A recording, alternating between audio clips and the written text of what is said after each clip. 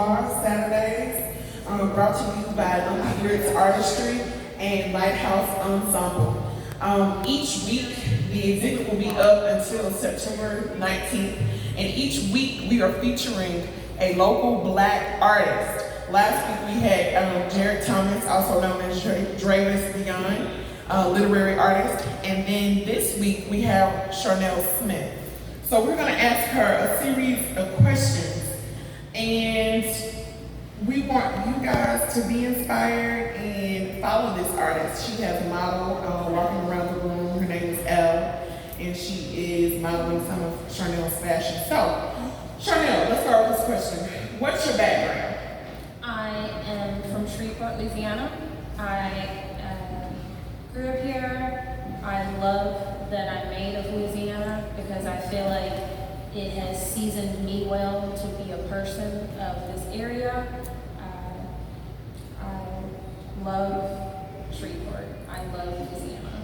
Okay, all right. So you told me before you've done some modeling yourself. Yes. Can you give me a little background into your modeling history?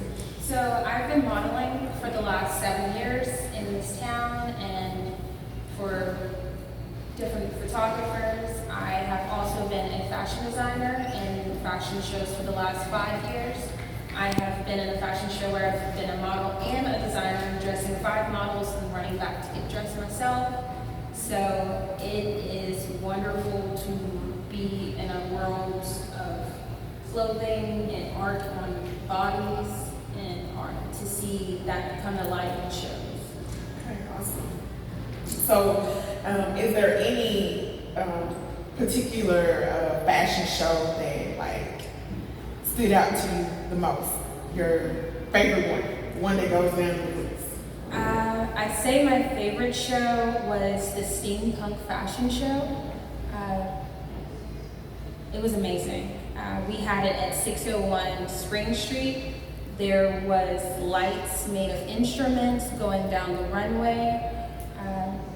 I had goggles. Steampunk, if you're not familiar, it's like a post-apocalyptic renaissance.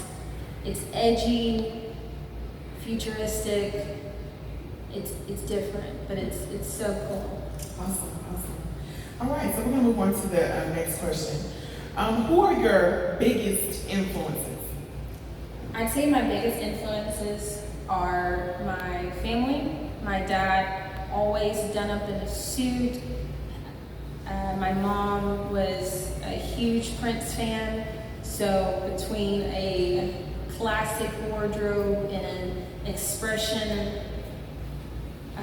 I think it's definitely made me like a little both worlds. Okay, awesome. All right, so we're gonna go on to our next question. What experience has changed you as an artist? It could be good, not so good. If it's good, then how did you use this to your advantage? Also give me an experience. If it's not so good, what did you learn from it? I'd say that COVID, that word that nobody wants to say anymore, COVID has definitely changed me for the better. It gave me a moment to stop the hectic life that I thought that I had to submit to and be able to take time for my artistry and create again.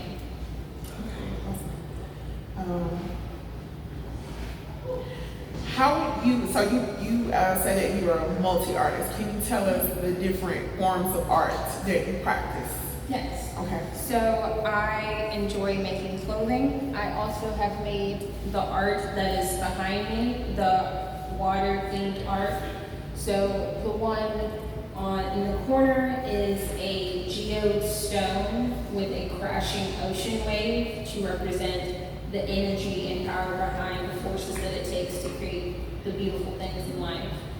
We also have the tall wooden art piece behind me. It's called The Moment. So the moment where the water is pulled back from the ocean, representative also of the moment that we just dealt with the hurricane. Awesome. All right, so we'll move on. So How would you describe your artistry in order to illustrate the African American experience in America as a community and as a community? I see my artwork as 2D. It is 2D, but it's also multidimensional because I myself am multidimensional. I am Black, but I'm also a person. And in some people's eyes, those are separate, but for me, it's an everyday togetherness. Okay.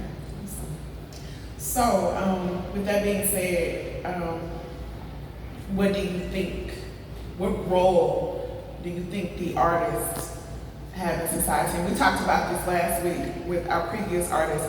So you said, you gave me a specific response in the previous question I asked. So in this response, I'm thinking more of the general idea of the role of the artist in society. Where do you think they fit in, their purpose? There's one thing that's amazing about Black culture is the way that we can speak volumes through art, through our messages, through song, through literature, through film, through poetry. We are able to speak messages that sometimes we have to yell them, but sometimes they can be in an artistic form and have a deeper meaning than just using a louder songs. Awesome. I like that. One of my favorite pieces, and we spoke earlier, that stands out to me is the long piece. What is the title of the long piece of art? You said this is The Moment. The Moment. Okay, where the water pulls back from the shore. I love water. I think I'm an Aquarius, so I love water. I love mermaids, and this is not about me today, but this piece reminds me of a literary piece that I'm working on. It's called Sebastian Untold, and it's like a Afro-Caribbean Peter Pan story. And so when you first brought this piece in, it took me to those characters in that place, and it just draws me in, and I really, really love it. That's the one that really speaks out to me. I love all of them, but really, really like that. That one was my favorite, and the fact that you reminded me of that story of the Afro-Caribbean, which not everyone is familiar with, and it's such a beautiful, ethereal tale of an energy, a woman. I think we was talking about Mama Wati. She protected the Blacks and African peoples that lived near the coast, and she's represented with the snake. And I think Beyonce, she did something in her visual that kind of touched on Mama Wati. So I used to have some snakes. I used to have some snakes. They're so gentle. Really? They can be. Okay. And I mean, we can all be gentle. Most definitely. We all have those different. But they also have power behind them. Yes. And you cannot underestimate the power of the snake. Exactly. The snake. Oh yeah. All right. So with that being said, that takes me to my next question. So we're talking about animals now and the power that they have. If you were to have any superpower, what would that superpower be?